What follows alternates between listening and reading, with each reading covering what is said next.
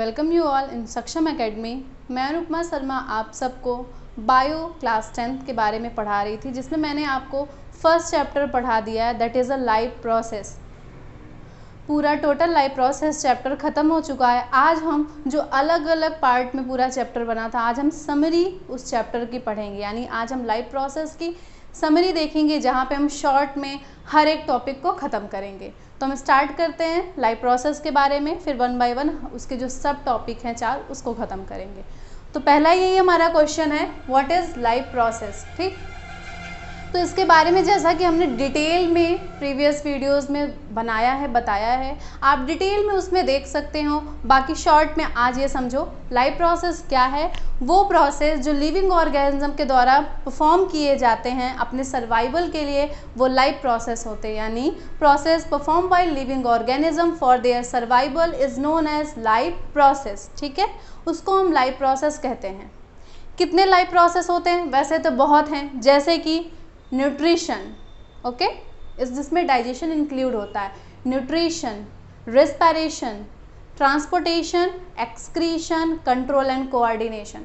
पता है कहीं कहीं मेंशन होता है reproduction is also a part of life process, पर ऐसा बिल्कुल भी नहीं होता है, जो हम आगे डिटेल में देखेंगे। ठीक है, तो ओवरऑल लाइफ प्रोसेस के कुछ सब टॉपिक हैं, जो कि आपका है न्यूट्रिशन, ठीक, respiration, transportation, excretion, control and coordination. Class 10th की बात करें, एनसीईआरटी की बात करें, तो कंट्रोल एंड कोऑर्डिनेशन हालांकि लाइफ प्रोसेस का ही एक सब टॉपिक है, पर उसको एक अलग चैप्टर में इंक्लूड किया गया है, क्योंकि वो खुद में बहुत ब्रॉड है। ठीक, यानी और हमें लाइफ प्रोसेस बुक में, या हम कह सकते हैं एनसीईआरटी में, देखिए अगर हम सिलेबस के बेसिस पे देखें तो हमें 4 ही सब टॉपिक पढ़ना है, दैट इज़ न्यूट्रिशन, डाइजेशन में जिसमें आ जाता है रेस्पिरेशन, ट्रांसपोर्टेशन एंड एक्सक्रीशन।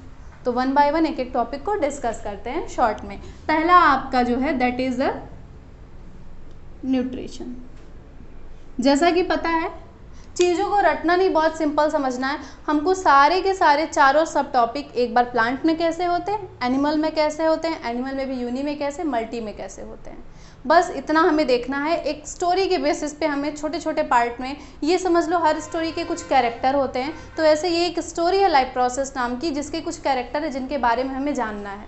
उनको जान लिया, उनके काम को जान लिया, पूरी एक स्टोरी खत्म हो गई। तो पहला है न्यूट्रिशन। न्यूट्रिशन क्या होता है? Intake of nutrients. न्यूट्रिएंट्स को लेना ही न्यूट्रिशन है। अब वो न्यूट्रिएंट्स क्या है? दैट में भी carbohydrate, protein, fat, vitamin, mineral, ये जितने भी चीज़ें, ये हमारे क्या न्यूट्रिएंट्स हैं। और इन न्यूट्रिएंट्स को बॉडी में लेना ही न्यूट्रिशन है। और न्यूट्रिएंट हमें किससे मिलता है? खाने से मिलता है। तो आप कह सकते हो खाने को खाना या न्यूट्रिएंट को लेना, दोनों ही क्या है? न्यूट्रिशन है। ठीक, अब न्यूट्रिशन की बात करें तो न्यूट्रिशन कैसे होते हैं? तो न्यूट्रिशन भी 2 तरीके के होते हैं। ठीक है, 2 तरीके के न्यूट्रिशन में आपका सबसे पहला जो आता है, 2 तरीके जिसके बेसिस पे हम ये कार्बोहाइड्रेट, विटामिन, फैट, मिनरल, इन सब को बॉडी में लेते हैं। पहला आपका होता है 2 मोड में। पहला होता है ऑटोट्रॉपिक। ऑटोट्रॉपिक न्यूट्रिशन कह सकते हैं, हम कह सकते हैं autotrophic mode of nutrition. Second one is heterotrophic. ठीक, अब एक एक करके देखते हैं। ऑटो मीन्स सेल्फ, ठीक है, सीधे सीधे मतलब वो ऑर्गेनिज्म, ठीक है, या वो मोड ऑफ न्यूट्रिशन जिसमें जो ऑर्गेनिज्म है वो अपने खाने को खुद से बनाते हैं, यानी अपने न्यूट्रिएंट्स को खुद से बना करके यूज़ करते हैं, उसको हम ऑटोट्रॉपिक मोड ऑफ न्यूट्रिशन कहते हैं। ठीक है, और वो ऑर्गेनिज्म जो इस मोड ऑफ न्यूट्रिशन को परफॉर्म कर रहे हैं वो ऑटोट्रॉपिक ऑर्गेनिज्म हैं, या हम उनको ऑटोट्रॉप्स कहते हैं। ठीक, मोड ऑफ न्यूट्रिशन की बात करें, पहला ऑटोट्रॉपिक, दूसरा हेट्रो। ऑटो मतलब वो ऑर्गेनिज्म जो अपने खाने को खुद से बनाते हैं, उनको हम ऑटोट्रॉपिक ऑर्गेनिज्म कहते हैं। उनके मोड ऑफ न्यूट्रिशन को हम ऑटोट्रॉपिक मोड ऑफ न्यूट्रिशन कहते हैं। Second one is heterotrophic organism. वो ऑर्गेनिज्म जो अपने खाने के लिए दूसरे पे डिपेंड रहते हैं, ठीक है, दैट में बी प्लांट और अदर एनिमल। वो ऑर्गेनिज्म जो अपने न्यूट्रिशन के लिए दूसरे पे डिपेंड है, वो कैसे ऑर्गेनिज्म है? Heterotrophic. Other, trophic means nutrition, जो अपने न्यूट्रिशन को, न्यूट्रिएंट को दूसरे से ले रहे हैं। ठीक है, तो ये था ऑटो और हेट्रो के बारे में। ठीक, अब ऑटो में अगर हम आगे देखें तो ऑटोट्रॉपिक में भी आपके 2 आते हैं। ठीक है, यानी जो अपने खाने को खुद से बना रहे हैं, पर 2 तरीके से। फर्स्ट वन इज फोटोसिंथेसिस की प्रोसेस, ठीक, एंड सेकेंड वन इज आपका कीमोसिंथेसिस।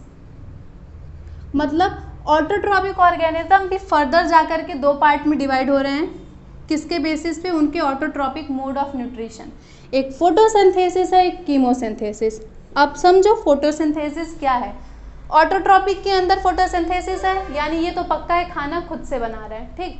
अच्छा बच्चों, ये ऑटोट्रॉपिक जो अपना खाना खुद से बनाते हैं, इसका सबसे कॉमन एग्जांपल होते हैं प्लांट। क्या होते हैं? प्लांट। वो भी कैसे प्लांट? ग्रीन प्लांट, हम ही पढ़ते आए हैं, ठीक है। तो ऑटोट्रॉपिक मोड जो अपना खाना खुद से बना रहे हैं, सबसे कॉमन एग्जांपल प्लांट के आते हैं। ये प्लांट जो अपना खाना खुद से बना रहे हैं, ये भी दो तरीके के होते हैं, एक फोटोसिंथेटिक, एक कीमोसिंथेटिक। यानी वो ऑटोट्रॉपिक ऑर्गेनिज्म जो अपने खाने को खुद से तो बना रहे हैं, पर किसकी प्रेजेंस में बना रहे हैं? सनलाइट की प्रेजेंस में बना रहे हैं, उनको हम फोटोसिंथेटिक ऑर्गेनिज्म कहते हैं। और जिस प्रोसेस से वो अपने खाने को बना रहे हैं, वो फोटोसिंथेसिस होता है। फोटोसिंथेसिस की प्रोसेस में क्या होता है कि अगर एक ग्रीन प्लांट है, ठीक है, वो क्या कर रहा है, इन्वायरमेंट से क्या लेगा?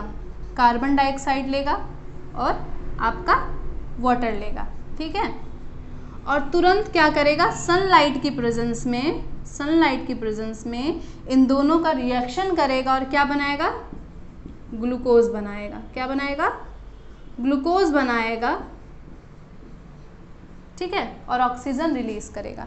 ये एक रिएक्शन होता है फोटोसिंथेसिस का, जिसमें एक ग्रीन प्लांट अपने खाने को खुद से तो बना रहा है, किसको लेकर के? कार्बन डाइऑक्साइड और वाटर को लेकर के, बट सबसे ज़्यादा कंपल्सरी क्या है? सनलाइट की प्रेजेंस में बना रहा है। और बना क्या रहा है? ग्लूकोज, अपना फूड बना रहा है, ठीक है, फूड बना रहा है, सनलाइट के प्रेजेंस में बना रहा है, इसलिए ऐसे ऑर्गेनिज्म को फोटोसिंथेटिक ऑर्गेनिज्म कहते हैं। और ये जो प्रोसेस होता है, इसको फोटोसिंथेसिस, फोटो मतलब बच्चों होता है लाइट, ठीक है, और सिंथेसिस मीन्स होता है टू बिल्ड और टू मेक। जो अपने खाने को लाइट के प्रेजेंस में बनाते हैं, वो फोटोसिंथेटिक ऑर्गेनिज्म होते हैं, और इस प्रोसेस को फोटोसिंथेसिस कहते हैं। एग्जाम्पल, जितने की दुनिया में ग्रीन प्लांट्स होते हैं, ये अपने खाने को, ये ऑटोट्रॉपिक हैं और ये अपने खाने को बनाते हैं फोटोसिंथेसिस की प्रोसेस से, ठीक, जितने भी ग्रीन प्लांट्स होते हैं, ठीक। अब बात आ रही है फोटोसिंथेसिस की प्रोसेस हो रही है, तो इसमें तीन ही चीज़ तो मेन है, कार्बन डाइऑक्साइड, वाटर और सनलाइट। सनलाइट तो समझ गए, सूर्य की रोशनी नेचुरल लाइट है। कार्बन डाइऑक्साइड इनको इन्वायरमेंट से मिल रहा है, पानी इनको ज़मीन से नीचे से मिल रहा है, ठीक है, रूट ले रही हैं। पर ये इन्वायरमेंट का कार्बन डाइऑक्साइड इनके अंदर जा कैसे रहा है? होता क्या है कि हर पेड़ के जो पत्ते होते हैं, इनके अंदर ही फोटोसिंथेसिस का प्रोसेस होता है। क्यों? क्योंकि इनके पत्तों के अंदर छोटे छोटे पोर होते हैं, ठीक है, और इसे हम नाम देते हैं स्टोमेटा। स्टोमेटा एक छोटे छोटे पोर होते हैं जो प्लांट्स के मोस्टली लीफ में पाए जाते हैं, जो पर्टिकुलर टाइम पे खुलते और बंद होते हैं। जब ये स्टोमेटा खुलता है तो इन्वायरमेंट से आपका कार्बन डाइऑक्साइड अंदर आता है, और जब ये खुलता है तो O2 बाहर जाता है, ठीक है, यानी खुलने और बंद होने की प्रोसेस होती है स्टोमेटा की। ये छोटे छोटे पोर होते हैं जो प्लांट की लीफ में पाए जाते हैं ज़्यादातर, और जितने हर्बेरियस प्लांट होते हैं उनके स्टेम में भी पाए जाते हैं, ठीक है, जैसे रोज़ मैरीगोल्ड वगैरह देखते हैं अगर हम, तो जो पौधे होते हैं इनका जो स्टेम होता है वो भी ग्रीनिश कलर का होता है, क्योंकि वहाँ पे स्टोमेटा होता है, ठीक है, वहाँ पे भी इनका प्रोसेस होती है फोटोसिंथेसिस की, सनलाइट आती है। अच्छा बच्चों, जो प्लांट सनलाइट के प्रेजेंस में खाना बना रहे हैं वो ग्रीन ही क्यों हैं? और जिनके स्टेम भी इस प्रोसेस को करे वो भी ग्रीन हो जा रहे हैं, क्यों? ग्रीन कलर इसलिए क्योंकि उनके अंदर एक ग्रीन कलर पिगमेंट प्रेजेंट है, जिसे हम क्लोरोफिल कहते हैं। और क्लोरोफिल की ये क्वालिटी है कि सनलाइट को ट्रैप करना, खींचने की जो पावर होती है वो क्लोरोफिल के अंदर ही होती है। तो क्लोरोफिल ग्रीन कलर है, उसके अंदर प्रॉपर्टी होती है लाइट को ट्रैप करने की, जिस वजह से प्लांट जो होते हैं फोटोसिंथेसिस की प्रोसेस जो भी कर रहे हैं वो ग्रीनिश कलर में होते हैं, ठीक है। ये था आपका फोटोसिंथेसिस के बारे में। दूसरा मैंने लिखा है कीमोसिंथेसिस, ठीक। इसके बारे में बस इतना देखो बच्चों, कीमो का मतलब है केमिकल सिंथेसिस, मतलब है टू बिल्ड और मेक, मतलब जो अपने खाने को बना तो रहे हैं खुद से, but in the presence of chemical, सिर्फ केमिकल के प्रेजेंस में कर रहे हैं, ठीक है।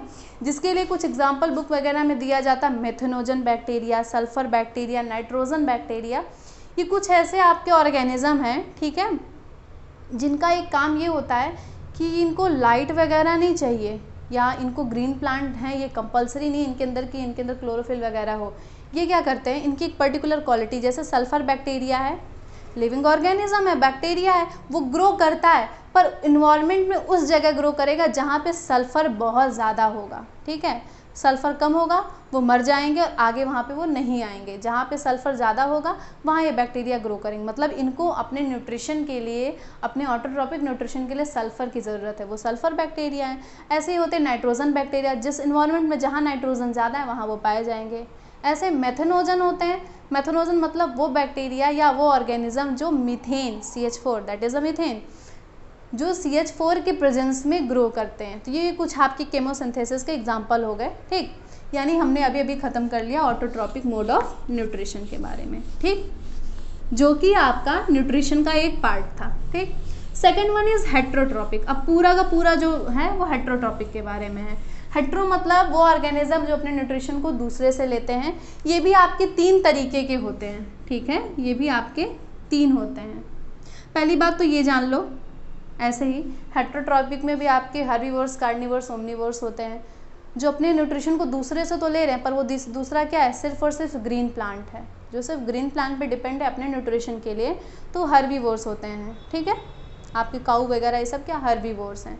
दूसरे आपके होते हैं कार्निवोर, वो ऑर्गेनिज्म जो दूसरे से न्यूट्रिशन ले रहे हैं पर दूसरे ऑर्गेनिज्म, दूसरे जानवरों को खा करके या उनके मांस को, उनके फ्लैश को खा करके, दैट इज़ अ कार्निवोर। जैसे आपके लायन वगैरह। ओमनिवोर में क्या आते हैं, जो ग्रीन प्लांट पे भी डिपेंड होते हैं और अदर एनिमल पे भी डिपेंड होते हैं, जो दोनों को लेकर के अपना पेट भरते हैं, जैसे कि इंसान सबसे कॉमन होते हैं। हालांकि ह्यूमन बीइंग कभी भी ओमनिवोर्स के केस में नहीं आते हैं, ठीक है। जो हमारी बॉडी स्ट्रक्चर है, जो ह्यूमन बीइंग की बॉडी स्ट्रक्चर है, जो डाइजेस्टिव सिस्टम का स्ट्रक्चर है, वो पूरी तरीके से सिर्फ और सिर्फ हर्बीवोर टाइप में ही बना है। हमें बॉडी में कोई ऐसा स्पेशल ऑर्गन नहीं कि हम कह सकें कि हाँ ह्यूमन बीइंग्स भी कार्निवोर या ओमनिवोर के केस में आते हैं, बिल्कुल भी नहीं। हमारा इंटेस्टाइन से लेकर के स्टमक तक, या हमारे अंदर डाइजेशन की जो प्रोसेस है, एंजाइम जो सिक्रीट होती हैं, वो पूरी तरीके से हर्बीवोर के लिए ही बनी हुई हैं, सिर्फ शाकाहारी चीज़ों के लिए ही बनी हुई हैं। तो ह्यूमन बीइंग को जनरेशन के हिसाब से हम कह देते हैं कि वो ओमनिवोर के कैटेगरी में आते हैं, उनके नेचर को देख करके, नहीं कि उनकी डाइजेस्टिव सिस्टम को देख करके, ठीक है। तो इसलिए माना जाता है कि ह्यूमन बीइंग ओमनिवोर के केस में आते हैं, जो फ्लैश भी खाते हैं और ग्रीन प्लांट पे भी डिपेंड होते हैं। पर अगर मोड ऑफ न्यूट्रिशन की बात करो हर्बीवोर के, तो मेनली 3 में डिवाइड होते हैं। सबसे पहला आपका है सेप्रोट्रॉपिक ही देखो, सेप्रोट्रॉपिक या सेप्रोफिटिक कहते हैं, ठीक। दूसरा है parasitic, third one is holozoic, ठीक। अब इसको ध्यान से सुनो। हेट्रोट्रॉपिक है तो जाहिर सी बात है न्यूट्रिशन दूसरे से ले रहे हैं। वो ऑर्गेनिज्म जो दूसरे से तो न्यूट्रिशन लेते हैं पर सड़े गले चीज़ों से, मरे या सड़े गले चीज़ों से, वो सेप्रोट्रॉपिक होते हैं, उनको सेप्रोफिटिक कहते हैं। इनका मोड ऑफ न्यूट्रिशन क्या, सेप्रोफिटिक मोड ऑफ न्यूट्रिशन। जैसे आपका फंगस वगैरह ये सब है, ये सड़ी हुई चीज़ों पे ही ज़्यादा ग्रो करते हैं या ख़राब चीज़ों पे, ठीक है। दूसरा आपका पैरासिटिक है, वो ऑर्गेनिज्म जो अपने न्यूट्रिशन को दूसरे लिविंग ऑर्गेनिज्म की बॉडी से लेते हैं, बॉडी के अंदर से लेते हैं बिना उनको मारे, ठीक है, बिना उनको मारे। ये चीज़ ध्यान दो, जिसकी बॉडी से ले रहे हैं ना, उस बॉडी को हम एक नाम देते हैं होस्ट। जैसे हमारे घर जो मेहमान आए वो हमारा गेस्ट है और ये मान लो हम उनके होस्ट हैं, ठीक है। तो जो पैरासाइट्स होते हैं वो लिविंग ऑर्गेनिज्म के बॉडी के अंदर गेस्ट बन के जाते हैं और वो बॉडी उनके लिए होस्ट होती है। यानी ये अपने न्यूट्रिशन को होस्ट की बॉडी से लेते हैं बिना उनको मारे। नुकसान तो पहुँचाते हैं पर मारते नहीं हैं, ठीक। तीसरा आपका है होलोजोइक, वो ऑर्गेनिज्म जो एक कॉम्प्लेक्स फूड मटेरियल को न्यूट्रिशन के लिए लेते हैं, वो होलोजोइक होते हैं। अगर पैरासिटिक की बात करें, सबसे कॉमन एग्जांपल मैं आपको बताऊं तो हमारा जो लीवर होता है ना, उसके अंदर एक ऑर्गेनिज्म कंटामिनेटेड फूड या वाटर की मदद से चला जाता है, जिसको हम टैपवर्म कहते हैं। क्लास 9 प्लेटीहेल्मिन्थेस फाइलम का ये टॉपिक है, टैपवर्म, ठीक है। टैपवर्म क्या होता है, एक प्लेटीहेल्मिन्थीक यानी एक लिविंग ऑर्गेनिज्म है जो किसी गंदे खाने या पानी की मदद से हमारी बॉडी में जाएगा, पर वो ढूंढता कहाँ है जाने के लिए, लीवर के लिए। हमारा लीवर उसके लिए होस्ट है। लीवर में जा कर के चिपक जाता है, दांत तो होता नहीं, शक करता है न्यूट्रिएंट्स को, ठीक है। हमारा लीवर उनके लिए होस्ट है, वो हमें मार नहीं रहा है, पर जो भी न्यूट्रिशन हमारे लीवर में जा रहा है उसको वो शक कर रहा है, लीवर फ्लूक जिसे हम कहते हैं साइंटिफिक नेम में, तो वो क्या एक पैरासिटिक है, ठीक। सिंपल में देखो, होलोजोइक में वो ऑर्गेनिज्म जो दूसरे से तो फूड ले रहे हैं पर पूरे कॉम्प्लेक्स फूड मटेरियल को ले रहे हैं, अब इसी होलोजोइक में आपके सारे एनिमल आ जाते हैं, दैट में भी यूनिसेलुलर और मल्टी सेलुलर। यूनि की बात करें तो आपका अमीबा आता है, और मल्टी की बात कर लो तो एक ह्यूमन बीइंग का वेल डेवलप्ड कॉम्प्लेक्स स्ट्रक्चर देख लो। अमीबा की बात करो तो एक सिंपल यूनिसेलुलर ऑर्गेनिज्म है भैया, तो उनके अंदर कुछ भी कॉम्प्लेक्स नहीं है, ठीक। इतना समझ में आया। अब देखो, अगर एनिमल के अंदर हम holozoic heterotrophic mode of nutrition की बात करें तो 5 प्रोसेस होते हैं किसी भी एनिमल के बॉडी के अंदर। अगर न्यूट्रिशन हो रहा है तो 5 प्रोसेस में ही होता है। पहला आपका होता है इंजेशन, दूसरा आपका होता है डाइजेशन, तीसरा आपका होता है एब्जॉर्प्शन, चौथा आपका होता है एसिमिलेशन, 5 वन इज एजेशन। बच्चों पूरा डिटेल में मैंने आपको प्रीवियस वीडियो में न्यूट्रिशन में बताया है, यहाँ पे हम सिर्फ समरी क्लास कर रहे हैं, बहुत डिटेल नहीं। तो ये 5 प्रोसेस होते हैं जिनकी मदद से किसी भी एनिमल दैट में भी यूनिसेलुलर और मल्टी सेलुलर उनके बॉडी के अंदर न्यूट्रिशन की प्रोसेस होती है, ठीक। बात करें 5 की, खाने को मुंह में लेना, intake of food that is ingestion, ठीक। जिस खाने को हमने लिया वो एक कॉम्प्लेक्स फॉर्म में है, उसको कॉम्प्लेक्स से सिंपल में तोड़ना दैट इज़ अ डाइजेशन। उसको तोड़ने के बाद एब्जॉर्ब करना दैट इज़ एब्जॉर्प्शन। एब्जॉर्ब करने के बाद उससे एनर्जी क्रिएट करना दैट इज़ एसिमिलेशन। और इन सब में जो वेस्ट प्रोडक्ट बॉडी में बच गया उसे बॉडी से बाहर करना दैट इज़ एजेशन। यही 5 प्रोसेस है जो कैसे भी एनिमल हो, अगर आपने फाइलम पढ़ा है तो जो 10-11 आपके फाइलम है, कोई भी उसमें ऑर्गेनिज्म हो, कैसे भी एनिमल हो, उनके अंदर यही प्रोसेस होता है। जैसे जैसे हम आगे जाते हैं सिंपल से कॉम्प्लेक्स होता जाता है। अमीबा की बात करें, अमीबा एक यूनिसेलुलर ऑर्गेनिज्म होता है, एक सिंगल सेल से बना है, जिसके पास एक सेल मेम्ब्रेन है, एक न्यूक्लियस है और साइटोप्लाज्म है, ठीक है। किसी भी शेप में ले लो, ठीक। तो होता क्या है कि ये जो अमीबा है इसके अंदर यही 3 चीज़ हैं। जो इसका सेल मेम्ब्रेन होता है उसको हम नाम देते हैं सूडोपोडिया। क्यों देते हैं?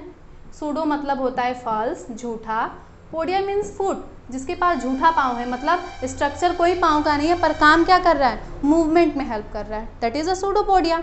होता क्या है, अब कोई फूड पार्टिकल, पहली बात तो अमीबा है, जितने भी अमीबा की वैरायटी होती हैं, बहुत सी वैरायटी होती हैं, वो पानी में ही पाई जाती हैं, ठीक है, ये क्लियर। कोई गंदे पानी में, कोई नॉर्मल पानी में, तो ये पानी में ही पाई जाती है, ठीक है। तो जाहिर सी बात है अपने न्यूट्रिशन को भी कहाँ से लेगा, पानी में ही लेगा। तो होता क्या, अमीबा को कोई फूड पार्टिकल दिख गया, वो वाला फूड पार्टिकल नहीं जो हम खाते हैं, जब हमें अमीबा नहीं दिखता तो उसका फूड पार्टिकल उससे भी छोटा है, पानी के अंदर है। अब अमीबा को भाई जिंदा रहना है तो न्यूट्रिशन चाहिए ही चाहिए, ठीक। क्या करेगा, पानी के अंदर कोई फूड पार्टिकल दिखा, अब इसका जो सूडोपोडिया है ये चलते चलते कहाँ जाएगा, फूड पार्टिकल के पास गया, सपोज करो चला गया, फूड पार्टिकल पास आ गया, इसने क्या किया, फूड पार्टिकल को अंदर ले लिया, इंजेक्शन हो गया, फूड पार्टिकल अंदर गया, जा करके कुछ पानी के साथ मिल करके टेम्प्रोरी फूड वैक्यूल बनाता है, not a permanent, temporary food vacuole बनाया। अब ये क्या करेगा, ये जो फूड पार्टिकल था इसको, ये कॉम्प्लेक्स फूड है, इसको छोटे छोटे पार्ट में डिवाइड करके साइटोप्लाज्म में फैला दिया, दैट इज़ अ डाइजेशन। फैलाने के बाद हर एक पार्ट, साइटोप्लाज्म, न्यूक्लियस और सेल मेम्ब्रेन ने उसको ले लिया, दैट इज़ एब्जॉर्प्शन। ले करके एनर्जी क्रिएट की और उसको यूज़ किया उसकी साइज़ को बढ़ाने में, उसमें फ्यूजन तोड़ने में, उसको मूव करने में, दैट इज़ एसिमिलेशन। पर इन सारे प्रोसेस में क्या हुआ, कुछ फूड पार्टिकल वेस्ट की तरह इकट्ठा हो गया एक किनारे, अमीबा का सूडोपोडिया फटा, ये बाहर गया और ये बंद हो गया, दैट इज़ एजेशन। ये आपका 5 प्रोसेस था जो कि एक यूनिसेलुलर ऑर्गेनिज्म, मैंने एग्जांपल लिया अमीबा का, जिसमें ये होता है, ठीक है। अब हमको क्या पढ़ना है, यही 5 प्रोसेस जो हमारा मेन अब टॉपिक है, एक complex organism that is a human being, उनके अंदर कैसे होता है, ठीक। पहली बात, ह्यूमन बीइंग के अंदर न्यूट्रिशन की प्रोसेस को करने के लिए एक वेल डेवलप्ड ऑर्गन पाया जाता है, या सीधे कह दो ना एक ऑर्गन सिस्टम पाया जाता है, ठीक। वो सिस्टम है डाइजेस्टिव सिस्टम, उसे हम नाम देते हैं डाइजेस्टिव सिस्टम का, ठीक। तो ह्यूमन बीइंग का जो डाइजेस्टिव सिस्टम होता है उसके कुछ पार्ट होते हैं। सबसे पहले माउथ, जहाँ से खाना गया, फिर एक पाइप आती है जिसको हम छोटी क्लासेस में पढ़ा है ना, फूड पाइप, फूड लेके आती है, बट बच्चों उन्हें उसे हम कहते हैं ऑइसोफेगस। माउथ है, ऑइसोफेगस फूड पाइप है, ये सब सलाइवरी ग्लैंड है, लीवर है, स्टमक है, पेनक्रियाज है, large intestine and small intestine. ये पर्टिकुलर कुछ ऑर्गन है, या यही वो ऑर्गन है जो मिल करके एक सिस्टम बनाते हैं, एक ऑर्गन सिस्टम बनाते हैं, that is a digestive system. Digestive system क्या है? ये न्यूट्रिशन की प्रोसेस को करने का एक मीडियम है ह्यूमन बीइंग के अंदर। अब हम देखेंगे, और देखो यही है, यही 5 प्रोसेस इसमें हो रहे हैं, हमें बस 1 बाय 1 देखना है 5 प्रोसेस कैसे हो रहे हैं। ठीक, पहला आपका है इंजेशन, खाने को लेना ही इंजेशन होता है। तो हम जब भी एक खाने को मुंह में लेते हैं, ठीक, that is a ingestion, intake of food, ingestion. तो ह्यूमन बीइंग ने क्या किया, कोई भी खाना, अच्छा खाने में क्या, दाल चावल रोटी सब्जी मैगी पास्ता वगैरह वगैरह सब, ठीक। तो ये समझ लो पहली चीज़ कि हम खाने में कोई भी चीज़ अपने बॉडी में लेते हैं ना, तो हम उसको हमेशा कॉम्प्लेक्स फॉर्म में लेते हैं, ठीक। जैसा डॉक्टर कहते हैं ना, रोटी खाने से ताकत मिलता है, क्यों, उसमें कार्बोहाइड्रेट है, ठीक है। अब वो रोटी में तो कार्बोहाइड्रेट दिख नहीं रहा है, ठीक, वो तो है रोटी। दाल में प्रोटीन है, दिख तो नहीं रहा है, दाल है, तो वो दाल क्या, एक कॉम्प्लेक्स फूड मटेरियल, और उसका सिंपल फूड मटेरियल क्या है, प्रोटीन। पर हम प्रोटीन को तो छांट के उसमें से ले नहीं रहे, हम तो दाल को ले रहे हैं। दाल क्या है, कॉम्प्लेक्स है। यानी हम जब इंजेशन की प्रोसेस करते हैं, इनटेक ऑफ फूड करते हैं, तो वो क्या होता है, हमेशा कॉम्प्लेक्स होता है। हुआ क्या, हमने मुंह से खाने को लिया, हमने पहला प्रोसेस यहीं शुरू कर दिया, इंजेशन, और ये यहीं ख़त्म हो गया, ठीक। अब दूसरा प्रोसेस शुरू होगा, डाइजेशन। डाइजेशन का मतलब क्या है, जो अभी हमने कॉम्प्लेक्स फूड मटेरियल को लिया उसको सिंपल में तोड़ना ही डाइजेशन है। The process of breakdown of complex food material into simple water soluble material is known as digestion. यही डाइजेशन है। खाने को पचाना डाइजेशन नहीं है, खाने को कॉम्प्लेक्स से सिंपल में तोड़ना ही डाइजेशन है, और जो सिस्टम इसमें मदद कर रहा है वो है डाइजेस्टिव सिस्टम, ठीक। 3 आपकी मेनली चीज़ें हैं, जैसे एक है आपका कार्बोहाइड्रेट, ठीक है, दूसरा आपका है प्रोटीन, तीसरा आपका है, अभी इतना देखो, फैट। ये हम खाने के माध्यम से 3 चीज़ें, मीडियम से 3 कॉम्प्लेक्स फूड मटेरियल ले रहे हैं, हमको पूरे डाइजेशन में इनको कॉम्प्लेक्स से सिंपल में तोड़ देना है, ठीक है। समझो, कार्बोहाइड्रेट को आपने कन्वर्ट कर दिया ग्लूकोज को, प्रोटीन को चलो अमाइनो एसिड में तोड़ देना है, फैट को फैटी एसिड। अब मेरी बात को समझो बच्चों, इसको हम कॉम्प्लेक्स फूड मटेरियल कहेंगे, इसको हम सिंपल फूड मटेरियल कहेंगे। पूरे इस प्रोसेस में हमें बस इनको इनमें कन्वर्ट करना है, सिर्फ इतनी ही चीज़ है, ठीक। हमने खाने को लिया, इंजेक्शन किया, जैसे ही खाना मुंह के अंदर गया तुरंत एक ग्लैंड पाई जाती है जिसके अंदर से एक लिक्विड निकलता है माउथ में, दैट इज़ अ सलाइवा, ठीक है। सलाइवा क्या करता है, सलाइवा तुरंत मुंह के अंदर आता है, पहला काम क्या करता है, उस फूड के अंदर जो भी बैक्टीरिया वगैरह है उसको हटा देना है, ठीक, पहला काम किया। दूसरा काम क्या, उस खाने को दांत को मदद करता है, एक लुब्रिकेंट देता है जिससे खाना क्या हो, अच्छे से चबाया जा सके। पहला जो हम प्रोसेस शुरू करें कॉम्प्लेक्स से सिंपल में तोड़ने का, वो दांत की मदद से कर रहे हैं, ठीक। टंग हेल्प कर रही है इधर से उधर सलाइवा को खाने में मिलाने में और छोटे छोटे पार्ट में तोड़ने में, चर्निंग में, चिविंग में हेल्प कर रहा है। होता क्या है, इसके साथ साथ सलाइवा सबसे ज़्यादा ज़रूरी काम क्या करता है, जो खाना मुंह के अंदर आ गया, ठीक है, उस खाने के अंदर कहीं भी स्टार्च है तो सलाइवा अपने अंदर से एक एंजाइम सिक्रीट करती है, that is a salivary amylase. ये सलाइवरी अमाइलेज क्या करेगा, उस स्टार्च को ले जा करके अभी सीधे सीधे समझो ग्लूकोज में कन्वर्ट कर देगा। देखो, कार्बोहाइड्रेट स्टार्च ले लो, हमने कॉम्प्लेक्स को सिंपल में सबसे पहले कहाँ चेंज किया, मुंह के अंदर ही चेंज कर दिया। डाइजेशन की प्रोसेस माउथ से स्टार्ट हो गई, जिसमें सलाइवरी ग्लैंड ने एक एंजाइम सेक्रीट किया, that is a salivary amylase, उसने स्टार्च को कन्वर्ट कर दिया ग्लूकोज में। पहला डाइजेशन का प्रोसेस शुरू हो गया माउथ के अंदर। अब बच्चों क्या हुआ, जो फूड में हमने मुंह के अंदर लिया था, जो खाना दाल चावल रोटी सब्जी थी, अब वो दाल चावल रोटी सब्जी नहीं रह गई, ठीक, उसको अब एक नाम मिल गया। जैसे खाना मुंह के अंदर से फूड पाइप में जाता है उसको एक नाम मिलता है बोलस, ठीक। अब हम उसे खाना नहीं बोलस कहेंगे। ये बोलस क्या है, ये सलाइवरी ग्लैंड, सलाइवरी आपका कह सकते हैं हम एंजाइम से मिला हुआ है, और क्या किया इसने, उसके अंदर के स्टार्च को पहले ग्लूकोज में कन्वर्ट कर दिया। अब जो फूड पाइप है, एक पाइप है जो पेरिस्टाल्टिक मूवमेंट करती, मतलब सिकुड़ती और फैलती, ऐसे ऐसे करती है, जिससे खाना क्या करती, खाने को हेल्प करती माउथ से स्टमक में जाने के लिए। तो इसने हेल्प की, खाना कहाँ आया, स्टमक के अंदर आया। अब ये जो खाना स्टमक के अंदर आया था इसका नाम था बोलस, लेकिन जो हमारे ये स्टमक होता है बच्चों, ठीक है, स्टमक है, इसके अंदर जैसे ही खाना आता है, अब वो जो बोलस आ गया है, पहली बात ये समझो, अब स्टमक क्या डाइजेशन में हेल्प कर रहा है। स्टमक जो होता है हमारा, वो 3 चीज़ें सिक्रीट करता है अपने अंदर। पहला आपका है गैस्ट्रिक जूस, ठीक है, दूसरा आपका है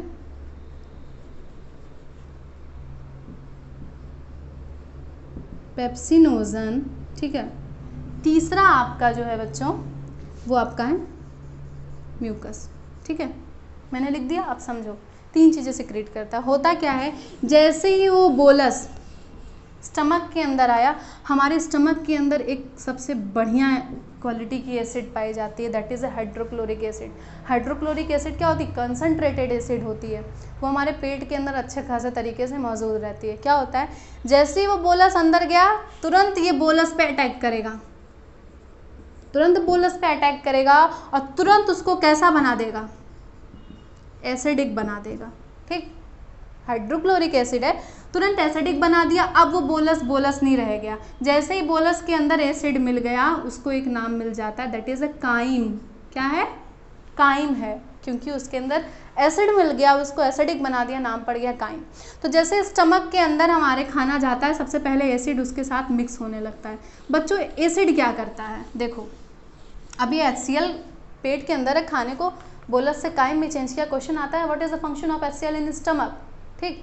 तो HCl सबसे पहले क्या करता है, उस बोलस के अंदर जिसको काइम बनाया, जितनी भी कोई भी बैक्टीरिया उसको पहले खत्म कर दिया, ठीक। दूसरा काम क्या करता है, एक्टिवेट करता है किसको, इनएक्टिव एंजाइम को, ठीक है। हमारे पेट के अंदर 2 ऐसे एंजाइम है जो सोई हुई हैं, है तो काम की, सोई हुई है। पहला आपका है पेप्सिन, ठीक है, दूसरा आपका है प्रोरेनिन। ध्यान देना क्या है, ये 2 एंजाइम हैं, बहुत ही ज़्यादा इनका इंपॉर्टेंस है खाने को पचाने में। ये पेट के अंदर सोई हुई हैं, ये क्या करता है, HCl उनको जाके जगाता है, उठो काम पे लग जाओ, ठीक है, लोग आ गए, मेहमान आ गए, काम पे लग जाओ। अब क्या करेगा, HCl आता है और इस पेप्सिन को इनएक्टिव फॉर्म से एक्टिव कर देगा, चेंज कर देगा पेप्सिनोजन में। किस में चेंज किया बच्चों, पेप्सिनोजन में, और प्रोरेनिन को चेंज किया रेनिन में। अब क्या हुआ, जो बोलस आया था जिसने स्टार्च को किस में, ग्लूकोज में कन्वर्ट कर दिया था, वो अंदर आया, स्टमक के अंदर HCl देख रहा बोलस आ रहा है, पहले उठा के जगा दिया, पेप्सिन को कहा चलो तैयार हो जाओ, पेप्सिनोजन के फॉर्म में, प्रोरेनिन को कहा रेनिन के फॉर्म में। अब जो बोलस अंदर आया पेट के अंदर, ये चेक करेगा, पेप्सिन अब तैयार होके खड़ा है, देखेगा कहीं उसके अंदर कोई प्रोटीन तो नहीं आया है। अगर प्रोटीन आया, तुरंत पेप्सिनोजन उसको छोटे छोटे पेप्टाइड में, पेप्टाइड मतलब छोटे छोटे प्रोटीन के पार्ट में तोड़ के रख देगा। उसका काम क्या है, हमें कॉम्प्लेक्स से सिंपल करना है। और ये रेनिन वेट करता है, भैया कोई मिल्क प्रोडक्ट आया है क्या, क्या दूध आया है, जो हमने खाना लिया क्या उसमें कहीं मिल्क है, ये दूध हमारी बॉडी के अंदर जो दूध को पचाने के लिए जो एंजाइम रिस्पॉन्सिबल होती है, दैट इज़ अ रेनिन। जब एक बच्चा जन्म लेता है तो उसके बॉडी के अंदर रेनिन बहुत ज़्यादा मात्रा में पाई जाती है। कभी हम देखें, अगर किसी बच्चे ने दूध तुरंत पिया, ठीक है, तुरंत उसने उसको बाहर ला दिया, तो क्या होता है, वो दूध जो उसने बहुत सिंपल तरीके से पिया था, वो बाहर ना, वो बिल्कुल ना, हम कह सकते हैं कोगुलेट हो जाता है। क्यों हो जाता है, क्योंकि तुरंत रेनिन रिएक्शन कर देता है, जो दूध को कर्ड के फॉर्म में चेंज करने लगता है, फटाफटा सा, ठीक है। तो हमारे बॉडी के अंदर रेनिन एक ऐसी एंजाइम है जो मिल्क के डाइजेशन के लिए रिस्पॉन्सिबल होती है। होता क्या है, जैसे ना एक एज के बाद लोगों को दूध डाइजेस्ट नहीं होता है, इसका रीज़न ये है कि ये तो भैया हमेशा प्रेजेंट है हमारी बॉडी में, पर हुआ क्या कि कुछ समय तक क्या हुआ ना, जैसे ही हम खाना खाते थे ना, तो HCl क्या करता था, पेप्सिन की तरह प्रोरेनिन को फटाफट तैयार हो जाओ, तैयार तो हो गया, वेट करता था, कोई दूध वाली चीज़ आती ही नहीं थी, कहता था झूठी मैं तो मुझको तैयार करते हो, अब मैं तैयार ही नहीं रहूँगा। क्या उसकी आदत छूट गई, HCl ने उसको जगाना छोड़ दिया। हम अगर 2 साल 3 साल या कुछ महीने बाद दूध जब पिएंगे तो प्रोरेनिन तो भैया एक्टिव ही नहीं हुए हैं, तैयार ही नहीं हुए हैं हमको ले जाने के लिए दूध को, तो वो वहीं पड़ा हुआ है, दूध डाइजेस्ट नहीं होता है, ठीक है, फिर इंसान बीमार पड़ता है। तो इस केस में क्या होता है, जब हम डॉक्टर वगैरह के पास जाते हैं, बताते हैं हमने कई दिन बाद दूध पिया, हाँ हमें प्रॉब्लम हो रही है, डॉक्टर दवा नहीं देता, या तो एक हम कह सकते हैं मन को बहलाने के लिए झूठी मूठी दे देता है, आप इससे ठीक हो जाएंगे, या तो डॉक्टर ये कहता है आप कल फिर दूध पीजिए, फिर दिक्कत होगी, आप कल फिर पीजिए, क्या होगा, 1-2 बार जब हुआ तब HCl को ये सिग्नल मिल जाता है कि अब समय आ गया कि मुझे प्रोरेनिन को रेनिन में कन्वर्ट करना पड़ेगा।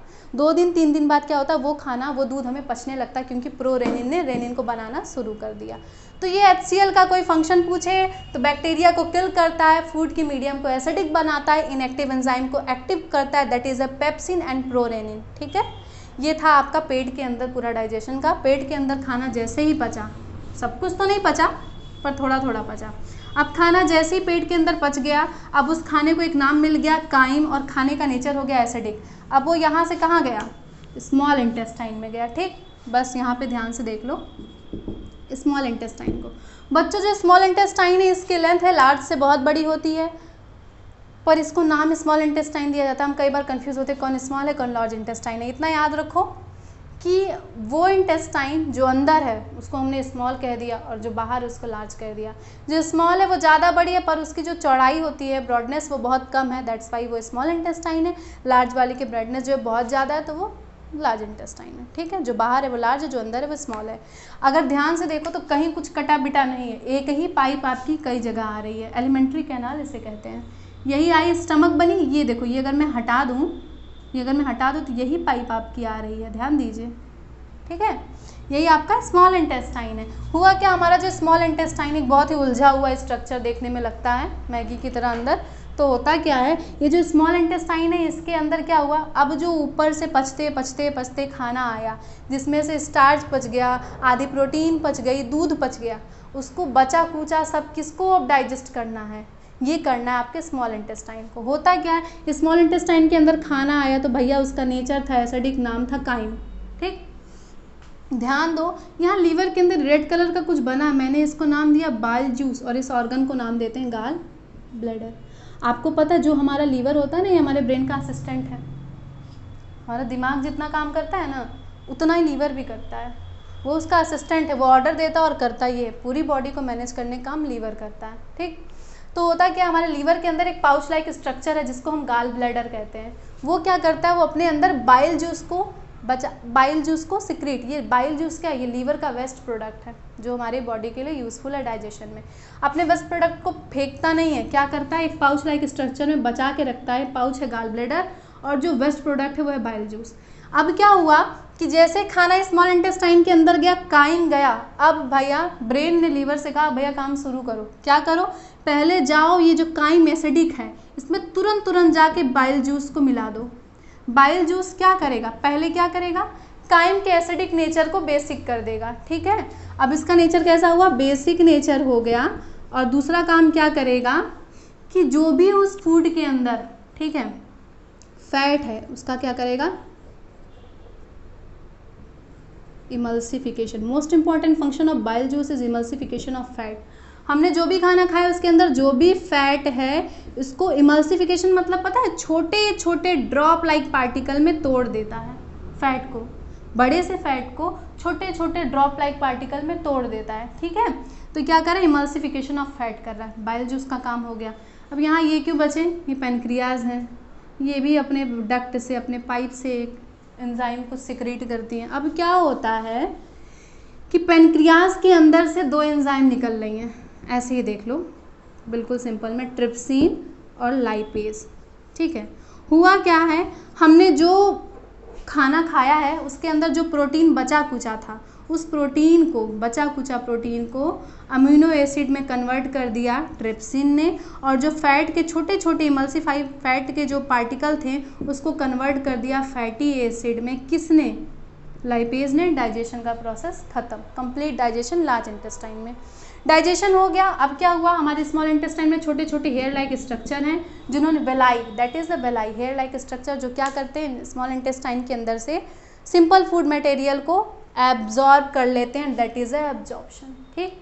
एब्जॉर्ब करके ब्लड में भेजते हैं, उससे एनर्जी मिलती है, हम उस एनर्जी को यूज़ करते हैं, दैट इज़ एसिमिलेशन।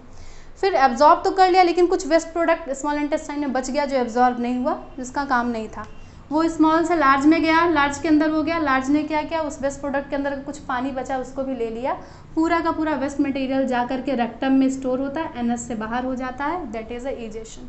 ये था आपका पूरा न्यूट्रिशन के बारे में, nutrition in plant, nutrition in animal, that में बी यूनी और मल्टी सेलुलर। ठीक है, अब हम आगे देखेंगे रेस्पिरेशन के बारे में। किसी को स्क्रीनशॉट वगैरह लेना है तो ले सकता है। तो अब हम देखेंगे हमारा सेकंड सब टॉपिक जो कि है रेस्पिरेशन के बारे में। हमने अभी पढ़ा है न्यूट्रिशन के बारे में। न्यूट्रिशन में हमने पढ़ा कि जो खाना या आप सीधे सीधे गए जो कॉम्प्लेक्स न्यूट्रिएंट हैं वो सिंपल में टूटते हैं डाइजेशन की प्रोसेस में। ठीक है, जिसमें 5 स्टेप थे, हमने ख़त्म किया।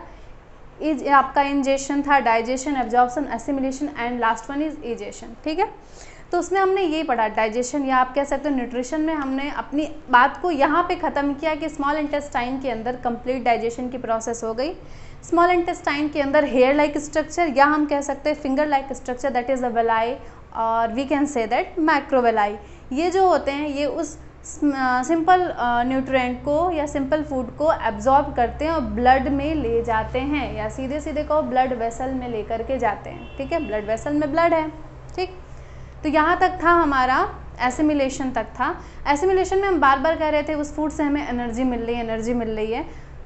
तो ये जान जाओ डाइजेशन की प्रोसेस अगर कंप्लीट हो रही है या उसमें एसिमिलेशन की प्रोसेस खाने से हमें एनर्जी मिल रही है, तो उसके लिए अगर हमें उस प्रोसेस को समझना है या वो प्रोसेस कैसे हो रहा है, उसके लिए हमको जानना पड़ेगा सेकंड सब टॉपिक जो कि है रेस्पिरेशन। ठीक है, रेस्पिरेशन का मतलब क्या है? रेस्पिरेशन का मतलब अभी तक हम समझते आए ऑक्सीजन को लेना, CO2 को रिलीज़ करना, ये आधा रेस्पिरेशन है। जी हाँ, रेस्पिरेशन का मतलब होता है O2 को तो हमने लिया, CO2 को हमने रिलीज़ किया, पर इसके बीच में एक प्रोसेस हो रहा है, हमने एनर्जी का फॉर्मेशन किया। ठीक है, एनर्जी का फॉर्मेशन किया, किससे किया? फूड के कंबक्शन से। कंबक्शन मतलब क्या हुआ? फूड का ऑक्सीजन के साथ रिएक्शन से, यानी फूड का ऑक्सीजन के साथ जब रिएक्शन होता है, एनर्जी का फॉर्मेशन होता है, इस प्रोसेस को हम रेस्पिरेशन कहते हैं। यानी combustion of food is known as respiration. ठीक, रेस्पिरेशन को अगर हम आगे डिफ्रेंशिएट करें तो ये आपका 2 पार्ट में होता है। एक आपका होता है physical respiration, second one is our cellular respiration. ठीक है, फिजिकल और सेलुलर 2 तरीके का रेस्पिरेशन है। अगर हम फिजिकल की बात करें तो यहाँ पे एक टॉपिक आता है, दैट इज अ ब्रीदिंग। ठीक है, ब्रीदिंग में आपका क्या होता है? 2 होता है, ब्रीदिंग इन जिसको हम कहते हैं इनहेल, ब्रीदिंग आउट जिसको हम कहते हैं एक्सहेल। ठीक है, और सेलुलर रेस्पिरेशन में आपका आप सीधे सीधे कह दो फूड का कंबक्शन होता है और क्या रिलीज होता है? रिलीज क्या होता है आपका? एनर्जी रिलीज होती है। ठीक है, तो ये आपका 2 पार्ट है रेस्पिरेशन का, फिजिकल और सेलुलर। फिजिकल की बात करें तो जो ब्रीदिंग का प्रोसेस होता है, जिसको हम पहले रेस्पिरेशन समझते थे, वो रेस्पिरेशन नहीं है, बल्कि हम कह सकते हैं रेस्पिरेशन का एक पार्ट है जिसको हम फिजिकल रेस्पिरेशन कहते हैं। ठीक है, होता क्या है? ब्रीदिंग की प्रोसेस में हम एयर को अंदर लेते हैं नोज़ की मदद से लंग्स के अंदर, और एयर को ही रिलीज करते हैं। ठीक है, पर होता क्या, उस एयर में से हमको एक्सेप्ट क्या करना है? ऑक्सीजन को, और बॉडी से किसको डिस्चार्ज करना है? CO2 को करना है। तो ओवरऑल हम कह देते हैं कि ऑक्सीजन को लेना और CO2 को रिलीज करना बॉडी से, that is known as breathing. इसे हम ब्रीदिंग कहते हैं। और जब हम O2 को लेते हैं, ठीक है, ब्रीदिंग इन, O2 को अंदर लेते हैं, that is known as inhale, means air को अंदर लेना। और CO2 को जब हम रिलीज करते हैं, that is known as exhale. ठीक है, तो ब्रीदिंग के 2 टाइप होते हैं, इनहेल होता है, एक्सहेल होता है, breathing in and breathing out. अब हम क्या करेंगे, शॉर्ट में ब्रीदिंग इन का मैकेनिज्म देखेंगे और ब्रीदिंग आउट का मैकेनिज्म देखेंगे। ठीक, तो अगर हम ब्रीदिंग इन की बात करें तो क्या होता है? अच्छा, पहली बात, जब मैंने ये टॉपिक बताया रेस्पिरेशन, या आप प्रीवियस वीडियो में पढ़ चुके हो बाकायदे रेस्पिरेशन को डिटेल में, तो जब आप रेस्पिरेशन के बारे में पढ़ने जाओ तो दिमाग में तुरंत एक फिगर आता है, लंग्स का फिगर आता है, जिसमें नोज़ है, नोज़ से एक पाइप आती है जिसे हम क्या कहते हैं? विंड पाइप कहते हैं। विंड पाइप है, ये आगे जाती है, तो इसके फंक्शन के बेसिस पे इसको नाम मिलता है ट्रैकिया। ठीक है, ट्रैकिया जो आप ये देख रहे हैं, ये जो ट्रैकिया यानी ये जो विंड पाइप है, इसमें क्या है, सी शेप का मैंने रेड कलर का क्या ये बून बनाई है, सी शेप की बून होती है, ठीक है। ये बून होती है ना कार्टिलेज। देखो कार्टिलेज क्या होता है बच्चों, क्लास 9th में एक चैप्टर था टिश्यू, जहाँ पे हम लोगों ने जब बून के बारे में डिस्कस किया था तब वहाँ पे हम लोगों ने कार्टिलेज पढ़ा था। कार्टिलेज की क्वालिटी क्या होती है, कार्टिलेज बून की क्वालिटी होती है कि ये फ्लेक्सिबल होती है, लचीली होती है, ठीक है, जल्दी टूटती नहीं है।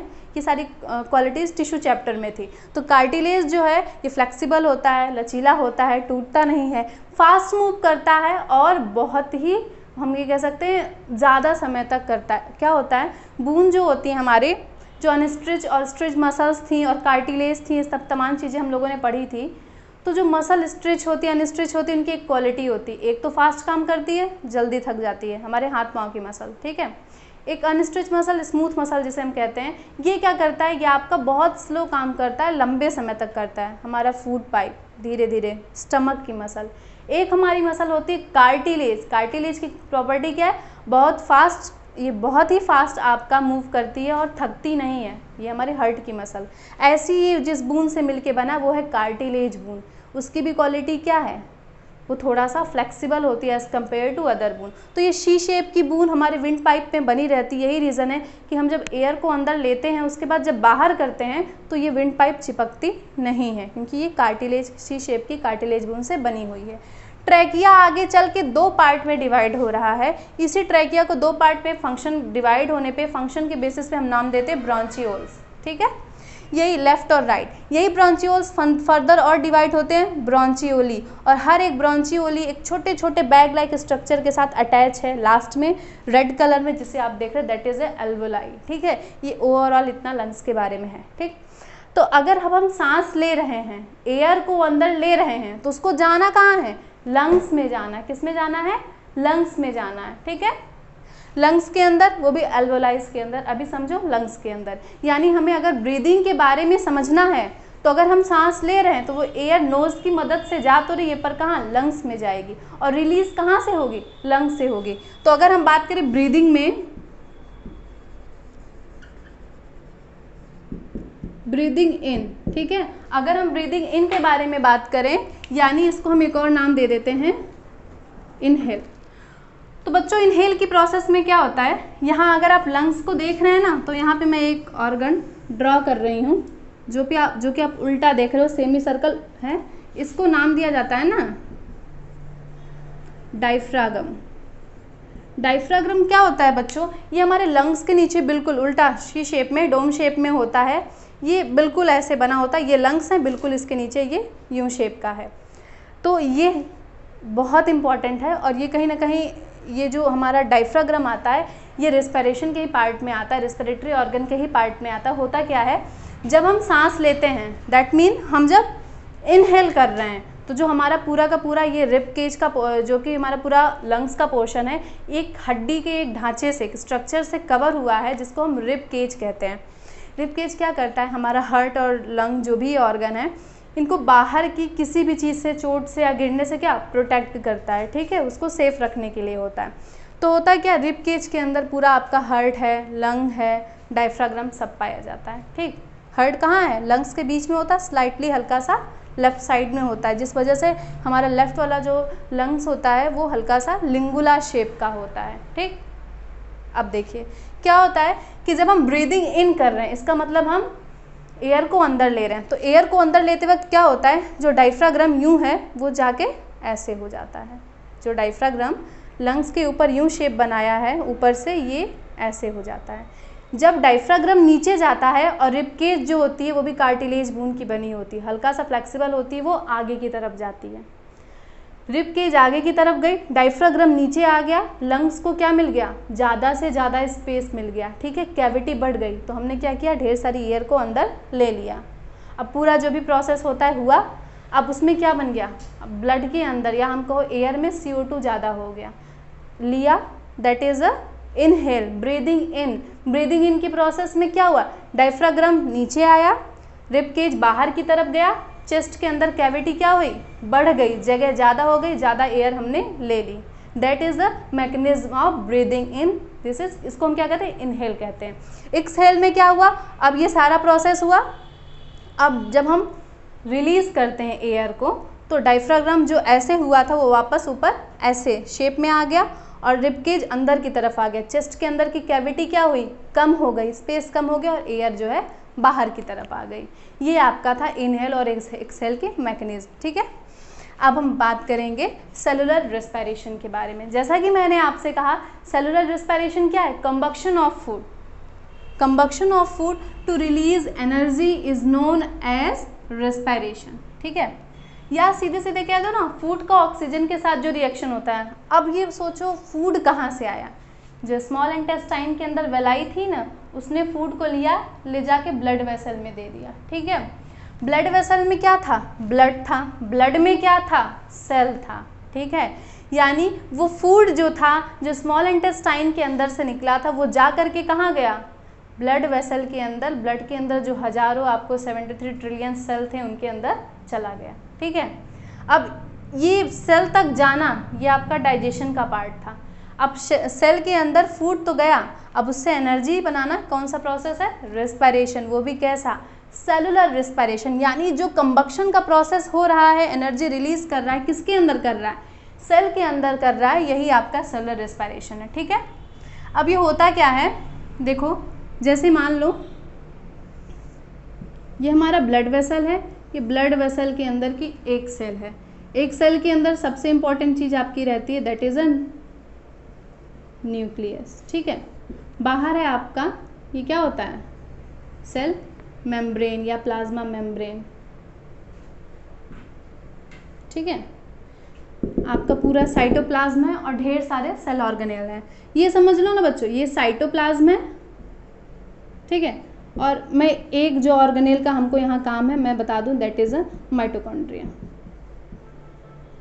ठीक है, हुआ क्या कि अब वो वेलाई के अंदर से फूड आया ब्लड वेसल से, ब्लड वेसल से ब्लड में आया और तुरंत सेल मेम्ब्रेन, हमारी सेल मेम्ब्रेन को एक नाम दिया जाता है सेलेक्टिवली परमिएबल मेम्ब्रेन, जो चीज़ों को सेलेक्ट करके परमिशन देती है अंदर आने के लिए। इसने जैसे ये फूड को परमिशन दी, अब सेल के अंदर आएगा तो सबसे पहले कहाँ आएगा, साइटोप्लाज्म में आएगा। यहाँ तक समझो। तो क्या होता है, जो भी हमने खाना खाया वो जा करके कहाँ गया, साइटोप्लाज्म के अंदर गया। ठीक है, अब हमें ये देखना है साइटोप्लाज्म के अंदर जाने के बाद ये प्रोसेस कैसे होता है। ठीक,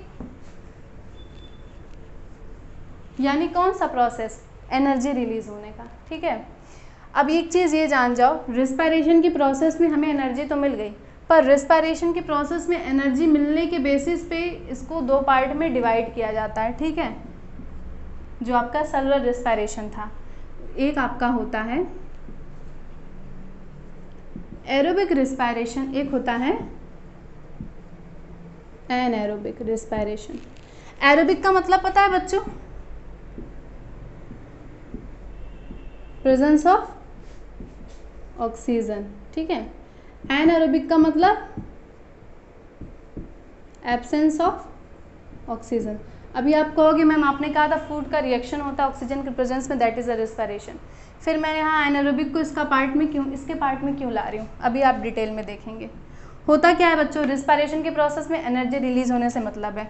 तो क्या हुआ, एरोबिक रिस्पिरेशन मतलब the respiration which occur in the presence of oxygen is known as aerobic respiration. होता क्या है, हमने जो खाना खाया था, जो अभी साइटोप्लाज्म के अंदर गया था ना छोटे छोटे पार्टिकल में, उसको क्या लोग ले लो, ग्लूकोज। तो खाने का जो एक मॉलिक्यूल था ग्लूकोज का, या समझ लो खाने को आप ग्लूकोज था। ठीक है, वो खाना जो था वो कहाँ गया था, सेल के अंदर, किसके अंदर गया था, साइटोप्लाज्म के अंदर। जैसे ही वो खाना साइटोप्लाज्म के अंदर गया था बच्चों, तुरंत वो साइटोप्लाज्म के अंदर जाता है, जो आपका ग्लूकोज है जाता है, तुरंत एक रिएक्शन हो जाता है, दैट इज अ ग्लाइकोलिसिस। कौन सा रिएक्शन, ग्लाइकोलिसिस। क्या होता है, ग्लूकोज का एक एक मॉलिक्यूल, ऐसे 1000 मॉलिक्यूल है, मैं एक का बता रही हूँ। जैसे ही खाना साइटोप्लाज्म के अंदर गया, उसके अंदर का ग्लूकोज का एक मॉलिक्यूल साइटोप्लाज्म के अंदर जाते ही हर एक एक मॉलिक्यूल ग्लाइकोलिसिस की प्रोसेस करते हैं। ग्लाइकोलिसिस की प्रोसेस से क्या होता है, ग्लूकोज का हर एक मॉलिक्यूल क्या बनाते हैं, पायरुविक एसिड बनाते हैं, या हम इसको पायरुवेट भी कहते हैं। ठीक है, पायरुवेट ही लिख लो। ठीक है, पायरुवेट बनाते हैं। हर एक ग्लूकोज का मॉलिक्यूल कितने पायरुवेट बनाएगा? 2 मॉलिक्यूल बनाएगा। किसके? पायरुवेट के। ठीक है, ग्लूकोज साइटोप्लाज्म के अंदर गया, तुरंत एक प्रोसेस हुई that is a glycolysis. Glycolysis से एक एक ग्लूकोज का मॉलिक्यूल किस में कन्वर्ट हो गया?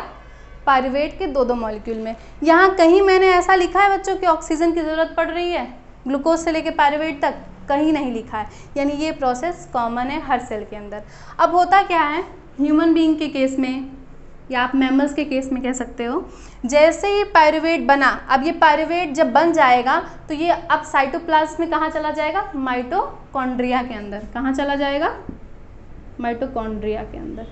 ये माइटोकॉन्ड्रिया के अंदर जा कर के बैठ जाएगा। किसका इंतजार करेगा?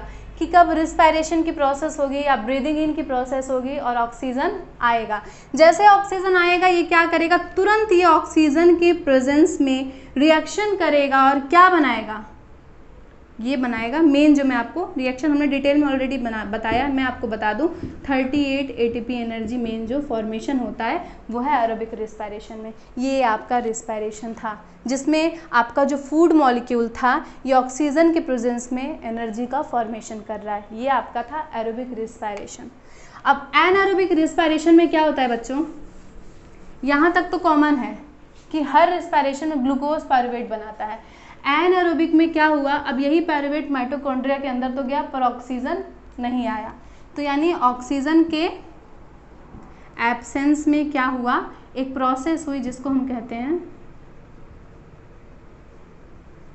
फर्मेंटेशन। क्या हुई? फर्मेंटेशन, चीज़ों को सड़ाने की।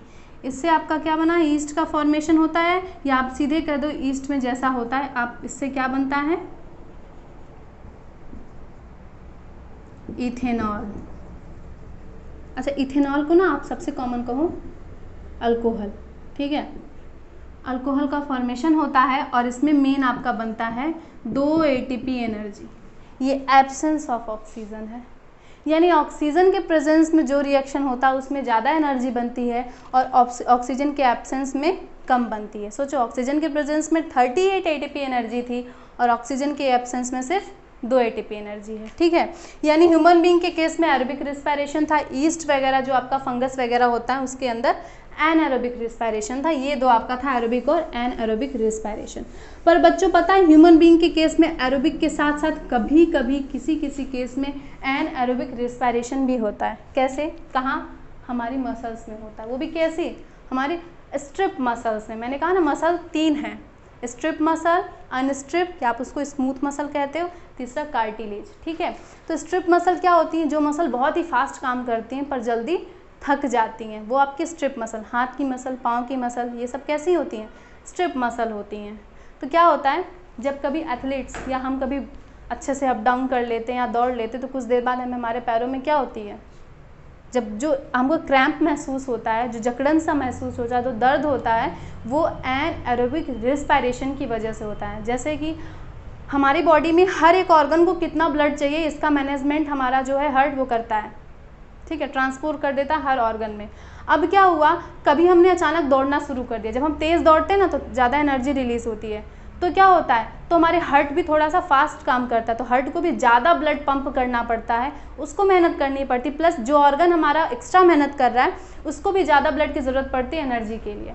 अब पैर जब ज़्यादा दौड़ता है तो वो सिग्नल देता है ब्रेन को कि मुझको और ज़्यादा ब्लड चाहिए, क्योंकि मुझको और ज़्यादा एनर्जी चाहिए, ज़्यादा ऑक्सीजन चाहिए, ज़्यादा एनर्जी। पर ब्रेन सोचता है अब एक्स्ट्रा इसे कहाँ दे, तो वो सिग्नल देता है लीवर को, लीवर फटाफट ग्लूकोज वगैरह तोड़ना शुरू करता है। लेकिन तब तक पैर क्या करता है, वो सोचता है कि तब तक मैं थोड़ा थोड़ा एनर्जी रिलीज़ करने लगूँ। तो क्या होता है, जब हमारी मसल के अंदर ग्लूकोज पायरुवेट में चेंज हो गया, मसल के अंदर हम क्या करते हैं, ऑक्सीजन के एब्सेंस में हम रेस्पिरेशन शुरू कर देते हैं। क्या होता है उससे, लैक्टिक एसिड का फॉर्मेशन होता है और कितनी एनर्जी मिलती है, 2 एटीपी। तो जब तक हम दौड़ते रहते हैं हमको इमरजेंसी में 2 एटीपी एनर्जी मिलती रहती है, लेकिन जितनी एनर्जी मिलती जाएगी उतना क्या बनने लगेगा, लैक्टिक एसिड। जब दौड़ के रुक जाते हैं तब पता चलता है कि लैक्टिक एसिड पूरी मसल में जा कर के भर गई है। ठीक है, लैक्टिक एसिड का रिएक्शन होता है जो हमें क्रैम्प महसूस होता है, ठीक है। तो क्या किया जाता है, गर्म पानी वगैरह में पाँव को डाला जाता है, क्यों, जिससे क्या होता है लैक्टिक एसिड फ्लो कर जाए, वो आपके लिम्फ वगैरह में, तो दूसरा टॉपिक है, फ्लो कर जाता है और इस तरीके से आपका एरोबिक और एनारोबिक रिस्पायरेशन हो जाता है। ये था आपका रिस्पायरेशन के टाइप्स के बारे में। अब अगर हम देखें रिस्पायरेशन ह्यूमन बीइंग के अंदर कैसे होता है, बहुत सिंपल है। हमने ब्रीदिंग इन का प्रोसेस किया, O2 को अंदर लिया, O2 जो आपका फेरेंक्स से होते हुए ट्रैकिया में गया, ट्रैकिया से ब्रोंची में गया, ब्रोंची से एल्वोलाइज में चला गया, ठीक है। अब हम देखेंगे एल्वोलाइज के अंदर रेस्पायरेशन कैसे हो रहा है और इसी को एक नाम दिया जाता है एक्सचेंज ऑफ गैसेस। रेस्पायरेशन की प्रोसेस जो फंक्शन ऑफ एल्वोलाई कह दो या एक्सचेंज ऑफ गैसेस, ये एक टॉपिक जो आपका मेन लंग्स के अंदर फंक्शन है वो एल्वोलाइज का है। होता क्या है बच्चों, अब हमने सांस ली लंग्स की मदद से, क्या हुआ कि आपका एल्वोलाइज के अंदर, सपोज करो ये एक एल्वोलाई है, ठीक है, एल्वोलाइज के अंदर आपका क्या हुआ, जो भी हमने सांस लिया था, जब हमने सांस लिया नोज की मदद से सारी गैसें गई, मतलब ऑक्सीजन था इन्वायरमेंट में, ऑक्सीजन गया, कुछ CO2 भी था चला गया, ठीक है, नाइट्रोजन हमारे इन्वायरमेंट में सबसे ज़्यादा रहता है वो तो जाता है और रेस्ट और भी गैसें गई। जो हमारा एल्वोलाई है बच्चों वो पूरा का पूरा ढका हुआ रहता है ब्लड कैपिलरीज से। ब्लड कैपिलरीज क्या है या कैपिलरीज क्या होते हैं आप प्रीवियस वीडियो में देख सकते हैं ट्रांसपोर्टेशन में, कि आर्टरीज और वेन्स के जंक्शन को हम कैपिलरीज कहते हैं। तो एक एल्वोलाई कैपिलरीज से ढका हुआ, कैपिलरीज के अंदर क्या है, ब्लड है, और ब्लड हमारा क्या होता है, ब्लड में RBC होता है। RBC क्यों, क्योंकि उसके पास क्या है, हेमोग्लोबिन है, ठीक है। हेमोग्लोबिन की वजह से ब्लड रेड कलर का होता है, क्यों होता है, यहाँ देखो, जब हमने सांस लिया सारी गैसें अंदर आई, हेमोग्लोबिन जो है इसका बेस्ट फ्रेंड कौन है, ऑक्सीजन है। ये वहाँ से देखता है मेरा बेस्ट फ्रेंड कहाँ है, आ गया, बेस्ट फ्रेंड को डिफ्यूजन की प्रोसेस से अपने घर में ले गया, ब्लड के अंदर ले गया, ऑक्सीजन को लेके गया, एरोबिक रिस्पायरेशन हो गया ना, 38 ATP एनर्जी बनी और CO2 as a waste product release हुआ। वापस CO2 को लाया, डिफ्यूजन से CO2 आया एल्वोलाइज में और आपका रिवर्स प्रोसेस में बॉडी से बाहर हो गया। ये था आपका शॉर्ट में एक्सचेंज ऑफ गैसेस, ठीक है। अगर आपको डिटेल में पढ़ना है तो आप प्रीवियस वीडियो में रिस्पायरेशन की प्रोसेस में जाके एक्सचेंज ऑफ गैसेस में देख सकते हैं, ठीक है।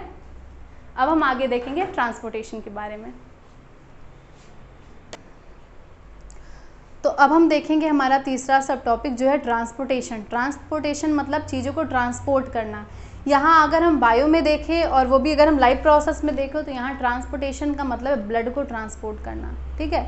ब्लड के बारे में एक पूरा डिटेल में वीडियो बन चुका है जिसमें मैंने आपको ब्लड के फंक्शन की बात करें, वैसे तो कई फंक्शन है, मेन फंक्शन की बात करें ट्रांसपोर्टेशन ऑफ ऑक्सीजन, और ऑक्सीजन हमारे सर्वाइवल के लिए बहुत ज़रूरी होता है और ऑक्सीजन को ट्रांसपोर्ट करने के लिए रिस्पॉन्सिबल कौन होता है, ब्लड होता है।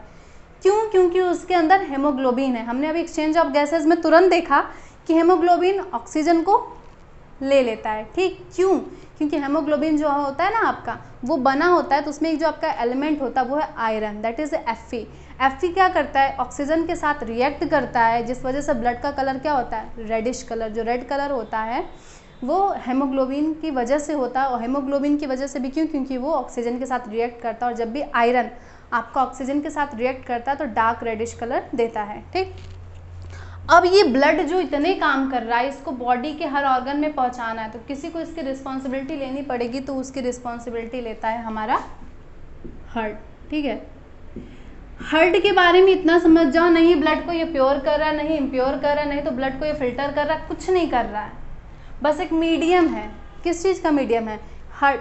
ब्लड को प्योर कौन कर रहा है, लंग्स कर रहा है। क्यों कर रहा है, क्योंकि लंग्स के अंदर क्या है, हेमोग्लोबिन और ऑक्सीजन को लिया, ब्लड प्योर हो गया, और जब रेस्पायरेशन की प्रोसेस हुई एनर्जी के साथ CO2 रिलीज हुआ, ब्लड इम्प्योर हो गया। यानी ब्लड के प्योर इम्प्योर होने के केस अगर हमको अभी तक समझना है तो O2 है तो वो प्योर ब्लड है, दैट इज ऑक्सीजनेटेड, और अगर CO2 ज़्यादा है ब्लड में तो वो इम्प्योर ब्लड है, दैट इज डीऑक्सीजनेटेड, ठीक, ऑक्सीजनेटेड और डीऑक्सीजनेटेड। अब होता क्या है, हार्ट का बस एक ही काम है, लंग्स से प्योर ब्लड को लेके पूरी बॉडी को देना, और इम्प्योर ब्लड को पूरी बॉडी से लेकर के लंग्स को देना प्योर करने के लिए, ठीक। एक ट्रांसपोर्ट करने के लिए एक आप कह सकते हो एक मीडियम बन रहा है बस हार्ट, ठीक। तो ट्रांसपोर्टेशन का मतलब चीज़ों को ट्रांसपोर्ट करना। यहाँ ट्रांसपोर्टेशन में समझो हार्ट का ब्लड को बॉडी के हर पार्ट में ट्रांसपोर्ट करना, ठीक। ट्रांसपोर्टेशन प्लांट में भी होता है, एनिमल में होता है। हम पहले एनिमल में देखते हैं, वो भी ह्यूमन बीइंग के अंदर देखते हैं, ठीक है। ह्यूमन बीइंग में ट्रांसपोर्टेशन के लिए जो ऑर्गन रिस्पॉन्सिबल है उसे हम कहते हैं हार्ट। और ये हार्ट में जो है ये ब्लड को डिफरेंट डिफरेंट ऑर्गन में दे रहा है। अच्छा, दे रहा है तो किसकी मदद से और किस में दे रहा है, तो ये होता है आपका ब्लड वेसल्स। ठीक है, वो वेसल्स जिनके अंदर ब्लड फ्लो होता है या वो वेसल्स जो ब्लड को कैरी करती हैं उनको हम ब्लड वेसल कहते हैं। ब्लड के डिफरेंट टाइप ऑफ ब्लड को कैरी करने के बेसिस पे ब्लड वेसल्स 3 होती हैं। आर्टरी आपकी होती है, वेन आपकी होती है, then last one is capillaries होती हैं, या आप कैपिलरी कह सकते हो। आर्टरी मतलब वो आपकी ब्लड वेसल्स जो कैसे ब्लड को कैरी कर रही है बच्चों, प्योर ब्लड को कैरी कर रही है, उसको हम कहते हैं आर्टरी। वो ब्लड वेसल जो हमेशा कैसे ब्लड को कैरी करे, इम्प्योर, उसको हम कहेंगे वेन। और वो जो आर्टरी और वेन दोनों का जंक्शन जहाँ जहाँ दोनों मिल करके पाए जाते हैं वो आपका कैपिलरीज होता है। प्योर ब्लड का मतलब है आपका ऑक्सीजनेटेड ब्लड, इम्प्योर ब्लड का मतलब है डीऑक्सीजनेटेड, मतलब कहाँ ऑक्सीजन प्रेजेंट है कहाँ नहीं। ठीक है, शॉर्ट में। अब अगर हम हार्ट की बात करें बच्चों, हार्ट का फिगर ऐसे बनाने में बहुत टाइम लगेगा, आप लोग वीडियो में बाकायदे देख सकते हैं। मैं आपको सीधे सीधे ट्रांसपोर्टेशन की प्रोसेस को समझाते हुए आपको बॉक्स की मदद से, बॉक्स इमेज की मदद से बताऊंगी। ये बुक में मेंशन है और आप इस एग्ज़ाम में बना भी सकते हैं। ठीक, सपोज करो ये हमारा लंग्स है, ठीक, ये हार्ट है और ये है आपकी बॉडी। ठीक, हार्ट हमारा 4 चैम्बर में डिवाइड होता है। ऊपर के चैम्बर को हम आर्ट्रियम कहते हैं, नीचे के वेंट्रिकल्स कहते हैं। ठीक है, ये मेरी तरफ से समझो, ये लेफ्ट और ये राइट है। ठीक है, लेफ्ट में ऊपर जो है इसको हम कहेंगे लेफ्ट आर्ट्रियम, ये है आपका लेफ्ट वेंट्रिकल। ठीक है, ये आपका राइट आर्ट्रियम है और ये राइट वेंट्रिकल। ठीक है, होता क्या है, इतना समझ में आया। अब हमारे लंग्स के अंदर ब्लड गया, रिस्पायरेशन की प्रोसेस हुई, ब्लड पूरा ऑक्सीजनेटेड हो गया क्योंकि उसको ऑक्सीजन मिल गया। अब हार्ट ने कहा, लंग ने कहा हार्ट से, अब इस ब्लड को तुमको बॉडी में पहुंचाने की रिस्पॉन्सिबिलिटी लेनी है। हार्ट मान गया। हुआ क्या, लंग से प्योर ब्लड आ रहा है आपके हार्ट में। ठीक है, लंग से आपका प्योर ब्लड आ रहा है आपके हार्ट में, आ रहा हार्ट के लेफ्ट आर्ट्रियम में आ रहा है, और जिस वेसल की मदद से आ रहा है, ठीक है, उसको हम क्या कहते हैं, पल्मोनरी वेन।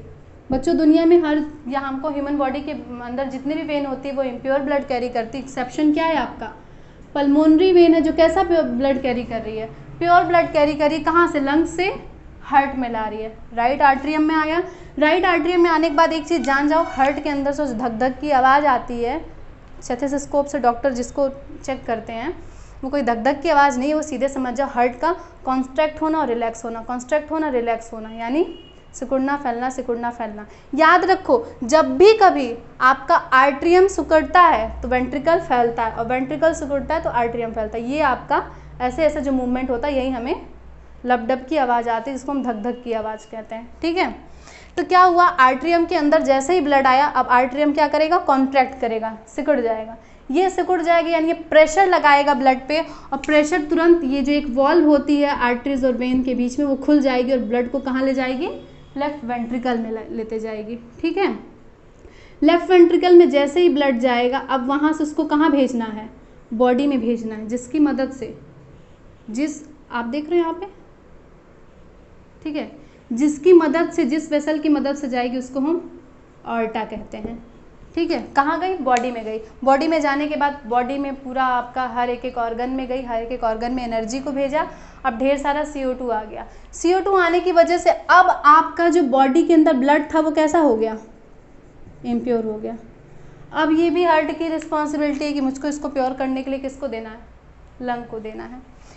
तो बॉडी के अंदर जो ब्लड इम्प्योर था वो आकर के कहाँ जा रहा है, हार्ट के राइट आर्ट्रियम में जा रहा है, और जिस वेसल की मदद से जाता है इसको हम नाम देते हैं superior plus inferior vena cava. ठीक है, आप डिटेल में प्रीवियस वीडियो में देख सकते हो ट्रांसपोर्टेशन में, जिसमें पूरे अच्छे तरीके से फिगर बना के मेंशन किया गया है। तो बॉडी से इम्प्योर ब्लड कहाँ आया, राइट आर्ट्रियम में आया, superior plus inferior vena cava की मदद से। यहाँ से प्रेशर लगा, राइट आर्ट्रियम से कहाँ गया, राइट वेंट्रिकल में, और राइट वेंट्रिकल के अंदर एक आपकी वेसल आती है जिसको हम कहते हैं पल्मोनरी आर्टरी। पल्मोनरी आर्टरी क्या करती है, उस इम्प्योर ब्लड को किसको देती है, लंग को देती है प्योर करने के लिए। सारी आर्टरी बॉडी में प्योर ब्लड कैरी करते, एक्सेप्शन पल्मोनरी आर्टरी जो इम्प्योर ब्लड कैरी कर रही है। ये आपका पूरा था ट्रांसपोर्टेशन इन ह्यूमन बीइंग, यानी ब्लड कैसे लंग्स से बॉडी में और बॉडी से लंग्स में हार्ट की मदद से जाता है। ठीक है, यानी हमारा हार्ट बस एक मीडियम का काम करता है प्योर और इम्प्योर ब्लड को ट्रांसपोर्ट करने के लिए। ये था शॉर्ट में ट्रांसपोर्टेशन के बारे में इन ह्यूमन बीइंग।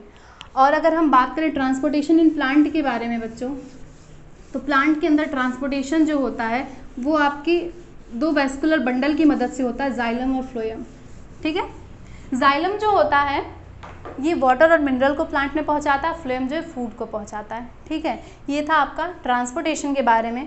अब हम देखेंगे एक्सक्रीशन के बारे में। तो अब हमको देखना है जो लास्ट हमारा सब टॉपिक है, दैट इज एक्सक्रीशन। एक्सक्रीशन का मतलब टू एक्सक्रीट, मतलब वेस्ट मटेरियल को बॉडी से बाहर निकालना, ये एक्सक्रीशन होता है। ह्यूमन बीइंग के केस में बात करें, यहाँ एक्सक्रीशन का मतलब क्या है, वेस्ट मटेरियल को बाहर निकालना। तो हम देख सकते हैं डाइजेशन में हमने क्या किया, जो हमने सॉलिड कॉम्प्लेक्स फूड मटेरियल खाया था या लिया था उसको सिंपल में कन्वर्ट किया, बॉडी ने उसको यूज़ किया, जो बच गया उसको बॉडी से बाहर कर दिया, वो भी एक वेस्ट मटेरियल को बॉडी से बाहर किया।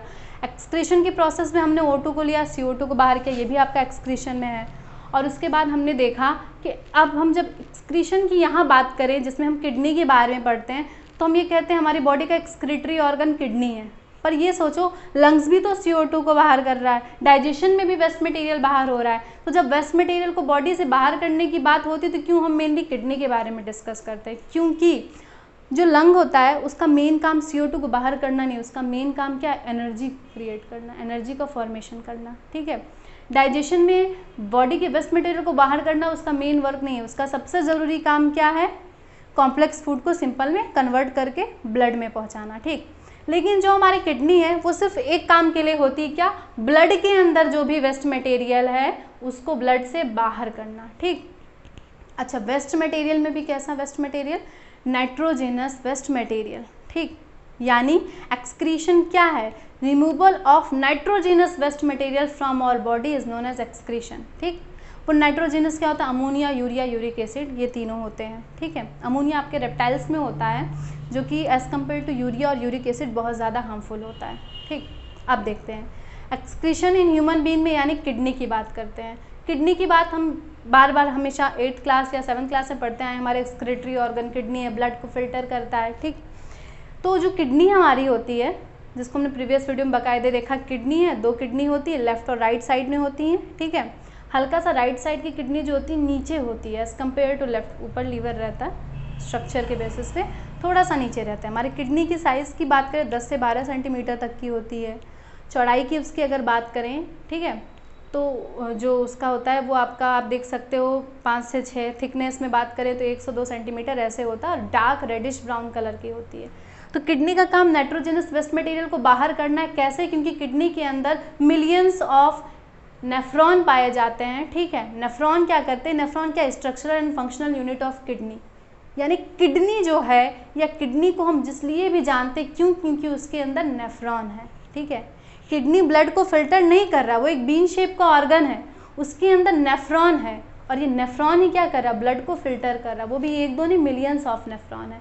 जब हम कभी सुनते हैं ना किसी की किडनी फेल हो गई, ठीक है, तो किडनी फेल होने का मतलब क्या होता है, किडनी गई नहीं, इसमें मतलब है कि नेफ्रॉन डैमेज हो गए। अच्छा, किसी का ये सुना है किडनी 50% फेल हो गई है, या एक किडनी फेल हो गई, या किडनी फेल हो रही है, इसका मतलब नेफ्रॉन धीरे धीरे उनका फंक्शन, या उनको आप कह सकते हो वो डैमेज हो रहे हैं। ठीक, नेफ्रॉन के अंदर एक ये भी ड्रॉबैक है कि ये फिल्टर तो करता है, पर अगर एक बार डैमेज हो गया तो बाद में बार बार रिपेयर नहीं हो सकता है। ठीक, तो होता क्या, नेफ्रॉन ब्लड को फिल्टर कर रहा है। कैसे होता क्या है, नेफ्रॉन जो हमारा होता है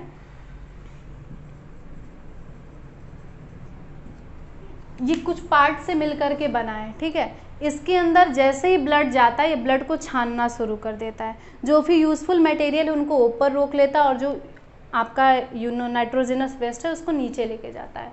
नेफ्रॉन के भी हमारे कई पार्ट होते हैं। ग्लोमेरुलस ट्यूब्यूल जो कि मेन पार्ट होता है, जिसके अंदर ब्लड आता है, वहाँ से एक कप लाइक स्ट्रक्चर में जाता है जिसको हम बोमन कैप्सूल कहते हैं। ठीक, बोमन कैप्सूल के अंदर जैसे ही ब्लड गया तो उसने क्या किया, प्रोटीन को पहले ही छान करके ग्लोमेरुलस में रख दिया।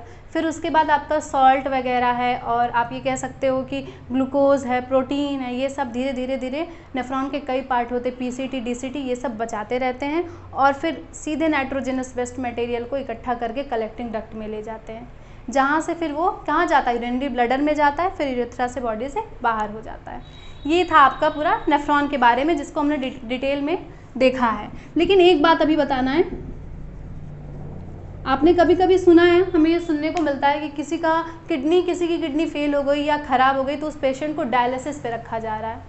डायलिसिस की प्रोसेस क्या है, जो फंक्शन हमारा नेफ्रॉन बॉडी के अंदर नेचुरल तरीके से करता है, उसके डैमेज हो जाने के बाद उस फंक्शन को हम बाहर एक मशीन की मदद से, आर्टिफिशियल मीडियम से करते हैं, that is known as dialysis. इस प्रोसेस को हम डायलिसिस कहते हैं और जिस मशीन की मदद से होता है वो डायलिसर होता है। होता क्या है, पेशेंट को रखा जाता है और उसकी बॉडी के अंदर जो उसकी आर्टरी और वेन होते हैं, ठीक है, उसकी जो नसें होती हैं, ब्लड वेसल होता है, वहाँ पे एक ड्रिप लगाई जाती है जहाँ से उसकी बॉडी से सारे ब्लड को, अच्छा ब्लड है, अगर किडनी काम नहीं कर रही है सही, नेफ्रॉन डैमेज हो गया, यानी ब्लड के अंदर टॉक्सिक मटेरियल क्या है, पड़े हुए हैं, जो भी यूरिया, यूरिक एसिड अब बन रहा है, जो भी सॉल्ट, अनवांटेड सॉल्ट है, वो ब्लड में भरे जा रहे हैं, बॉडी में पॉइजनस ये सब चीज़ें फैलती जा रही हैं। तो होता क्या है कि पेशेंट की बॉडी के अंदर से सारे ब्लड को निकाला जाता है एक वेसल की मदद से, एक पाइप की मदद से, और उसको ले जाकर के डायलिसर में डाला जाता है। बॉक्स लाइक होता है, डिब्बे जैसा। डायलिसर के अंदर एक प्रोसेस होती है, क्या, खून को छानने का प्रोसेस होता है, जिसमें क्या करता है, सारे यूजफुल मटेरियल को बचा लेता है और यूरिन को बाहर कर देता है। फिर एक और डक्ट की मदद से वापस उस पेशेंट की बॉडी के अंदर प्योर ब्लड को डाला जाता है। मतलब एक तरफ से इम्प्योर ब्लड को निकाला जाता है और एक तरफ से प्योर ब्लड को डाला जाता है। होता क्या है, किसी का अगर 10% नेफ्रॉन बचे हैं, काम कर रहे हैं, ठीक है, किसी के अंदर 20% करे, किसी के अंदर 30%, 40%, इसके बेसिस पे क्या देखा जाता है, उस हिसाब से डायलिसिस की जाती है। अगर थोड़ा सा नेफ्रॉन बचा है, हफ्ते हफ्ते पे डायलिसिस, महीने महीने पे डायलिसिस, यानी क्या, जो आपका किडनी काम नहीं कर पा रहा उसको अब एक मशीन की मदद से किया जा रहा है। ठीक, पर ये एक हम कहें परमानेंट सोल्यूशन नहीं होता है। जब पूरी तरीके जो किडनी, ठीक है, एक दिन में near about 1 litre toxic material कम से कम हमारी बॉडी से पर डे निकाल रही है, तो हम 24 घंटे किसी पेशेंट को डायलिसर की मशीन पे नहीं रख सकते हैं। तो क्या होता है, एक पर्टिकुलर टाइम तक डायलिसिस का प्रोसेस भी काम करता है, यानी हमें हमारे किडनी या हमारे नेफ्रॉन को ठीक रखना है। वो नेफ्रॉन जो एक बार डैमेज होने के बाद दूसरे बार रिपेयर नहीं होता, उसको मेंटेन रखने के लिए बहुत सिंपल सा तरीका है, कम से कम दिन भर में 4 से 5 लीटर पानी को पीना। क्योंकि पानी ज़्यादा पीने से क्या होता है, जो एसिडिक मीडियम रहता है हमारे ब्लड का, वो थोड़ा सा आपका डाइल्यूट होता है और नेफ्रॉन को कम मेहनत करनी पड़ती है एज़ कम्पेयर टू जब हम कम पानी पीते हैं। तो नेफ्रॉन जब कम मेहनत करता है तो उसकी लाइफ स्पेन क्या होती है, बढ़ जाती है। ठीक है, सिंपल सा तरीका होता है किडनी को ठीक रखने का, ज़्यादा से ज़्यादा पानी पीने का। ये था आपका पूरा एक्सक्रीशन के बारे में। प्लांट की बात करें, प्लांट एक्सक्रीशन करें यानी वेस्ट मटेरियल को बॉडी से बाहर निकालना है, किसकी मदद से, जिसकी मदद से रेस्पिरेशन कर रहे थे आप कह सकते हो, या फोटोसिंथेसिस कर रहे थे, वो आपका स्टोमेटा लेंटिकल्स थे। तो ये था आपका समरी लाइफ प्रोसेस चैप्टर के बारे में, जिसका डिटेल अलग अलग वीडियोज़ में और पूरा एक में समरी है। अगर अभी भी किसी को कोई टॉपिक नहीं समझ में आया तो आप कमेंट बॉक्स में पूछ सकते हैं, और अगर आपको वीडियो अच्छा लगा तो प्लीज़ चैनल को सब्सक्राइब करिए और लाइक करिए। Thank you.